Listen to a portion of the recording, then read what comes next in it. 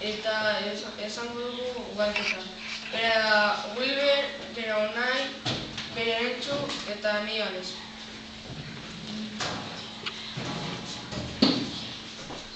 Zer dira sexu ezaugarriak? Gizonen eta emakumeen arteko desberdintasun fisikoak dira, eta bi mota daude. Lehen mailakoak, ugaltza-parakoak, eta bigarren mailakoak, emakumeak eta gizonak bereizten dituztenak. Gizonak ahots baxuak, bizarra, emakumeak baino diara handiagoak eta aire asko gorputzean dituzte, eta emakumeak guztiak ahots altuak, aldaka zabala eta hilo gutxi gorputzean. Pubertaroa. Jaiotzean pertsonek sexu organoak dituzte, baina garatu gabe. Eta zer gertatzen da pubertaroan? Neskei eta mutilei ateratzen zaie hilea galtzarretan eta pubisen. Eta horrez gain, bigarren mailako sexu ezaugarriak guztiak garatzen zaizkie. Sexu ezaugarriak bi motatakoak dira. Lehen mailakoak eta bigarren mailakoak. Lehen mailakoak ugaltzekoak eta bigarren mailakoak dituzte lotura oso zuzena sexu ezaugarriekin, baina emakumea eta gizona bereizten dituzte. Adibidez, gizonak bizarra, giala handiak, hile asko gorputzean, eta oso altua daukate, eta emakumeak gizonak ahots baxua eta emakumeak ahots altua.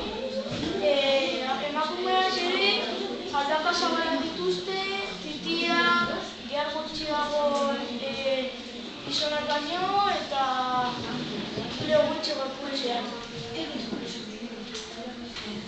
Emakumeen ugaltza-aparatua. Lehenengoa ovulotegia eta sexu hormonak sortzen dituztea. Ovuloak eta beste batzuk ere. Falopioen trompas. Ovulotegia eta umetokia lotu. Umetokia organo huts bat da eta han bertan garatzen da embriona. Arua, kanpoko zatia da. Eta vagina umetokia eta kanpoa dira lotzen dute. Hau da, emakumeen ugaltza-aparatua. Hemen daude ovulotegia eta 28 ovulorrei ovuloa sortzen du, falopioen trompa zeharkatu, umetokira heldu, eta ernazketa sortzen, kanporatzen da vaginatik. Odol jaioa txiki batean. Sexu organoak sartuta, hortik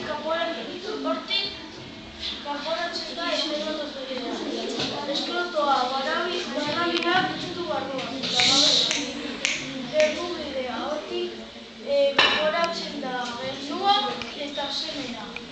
Barrakia, bertan sortzen dira espermatozoideak eta beste hormona batzuk. Eta burruina, semen besikolak eta prostata dira. Bi burruinak elkartzean semena sortzen dituzte, eta espermatozoidea garraiatu eta alimentatzen dituzte. Hau da, sexu organo hauek dira burruinak, prostata eta semen besikolak. Hauek dira odi deferenteak eta semena ubidera eramaten dute. Ubidea, hortik semena kanporatzen da, hilaren barruan. Hau da, barrabiak bigorita hor dira, eta eskrotoa babesten du, kanpokoa da. Sexu zelula eta emakumea. Sexu zelula emea. Emakumeak sexu zelula daukan. Sexu zelula hormonak eta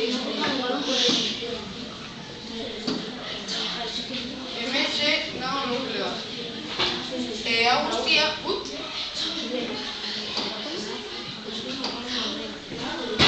guztia da plasma eta kanpokoa plasmatikoa.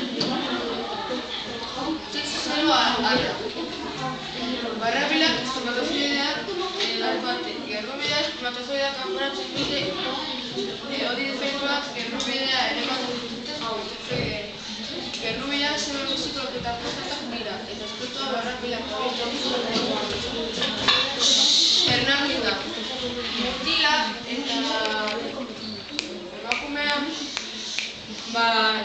ugalketa prozesua egiten direnean zatilak alboan eta semena aldutik joaten da eta vaginatik joaten da. Eta gero semena eta obulua galtzen dira eta erralketa sortzen da. Eta gero zigotoa osatzen da eta zigotoa hainbat zatitan sortzen da. Eta zigototik obulutegira ailegatzen denean gero bederatzi hilabetetan gero ume bat sortzen da. Enbrioiaren garapena. Hau plazenta da. Eta enbrioiari ematen du gaia eta oxigenoa. Hau zirkoniztea da. Eta plazentatik enbrioiara garraiatzen du gaia, oxigenoa eta beste gauza batzuk. Umetokia da han aurreraldian garatzen da enbrioia. Likido amniotikoa babesten du enbrioiari.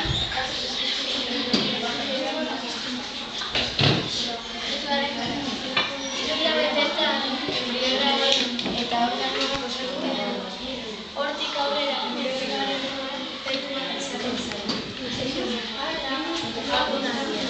Haurtxo jaunio arteko tarteari ordenaldia izaten zen. Amaren gorputza aldatzen da. Zare larriagoa eta esneak esne ateratzen da. Emakumeak zaindu behar du bere burua. Ezin du emakumeentzako txarra da. Ezin du edozer gauza da. Erditzea, hirurogeita fase, eguzko fase, eta plazenta kanporatzen da. Lehen da biziko hilabetetan esnea edaten duzu. Esnea edatenean esneak eta